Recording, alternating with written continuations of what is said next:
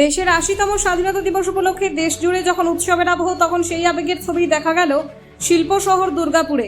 স্বাধীনতা দিবসকে সম্মান জানিয়ে দেশাত্মবোধের বার্তা নিয়ে আয়োজিত হলো বিশাল বাইক র্যালি। শনিবার দুর্গাপুরে চিত্রালয় মেলা ময়দান থেকে সমাজসেবী শুভ্রনীল বিশ্বাসের নেতৃত্বে শুরু হয় এই র্যালি। প্রায় 450 জন বাইক আরোহী এতে অংশ নেন। জাতীয় পতাকা হাতে বাইকারদের র্যালিতে মেরা দেশ মহান, বন্দে মাতরম এবং জয় হিন্দ স্লোগানে মুখরিত হয়ে ওঠে দুর্গাপুরের রাজপথ। আয়োজক শুভ্রনীল বিশ্বাস জানান, এই কর্মসূচি সম্পূর্ণ অরাজনৈতিক, কোনো রাজনৈতিক রং ছাড়াই যুব সমাজকে একত্রিত করে দেশের প্রতি ভালোবাসা এবং দেশাত্মবোধের বার্তা ছড়িয়ে দেওয়াই ছিল এই র্যালির উদ্দেশ্য।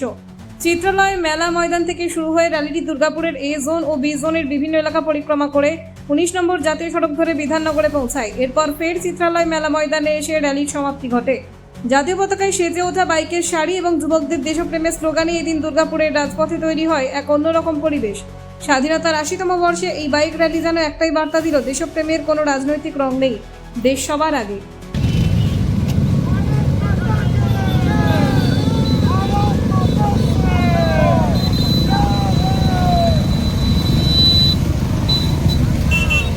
আমার নাম শুভ্রনীল বিশ্বাস। আমি একজন অরাজনৈতিক সমাজকর্মী। তো আমি জেনারেলি সোশ্যাল ওয়ার্ক করে থাকি। কখনো গরিব বাচ্চাদেরকে খাতা পেন দেওয়া, গরিবদের খাবার দেওয়া, বা কখনো রিপাবলিক ডে বা ইন্ডিপেন্ডেন্স ডে দিন ধরুন বাইক র্যালি। তো এই ৮০তম স্বাধীনতা দিবসে আমরা সব ভাইরা মিলে একটা বাইক র্যালির আয়োজনা করেছি।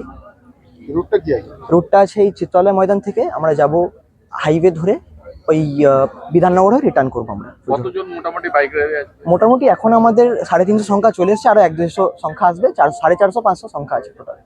কি উদ্দেশ্যে করা? উদ্দেশ্য হচ্ছে যে এই স্বাধীনতা দিবসে যে আমরা ইউথকে দেখে বাকি সবাই চলে, ইউথ ডিরেকশন দেয় সোজা কথা বলতে গেলে।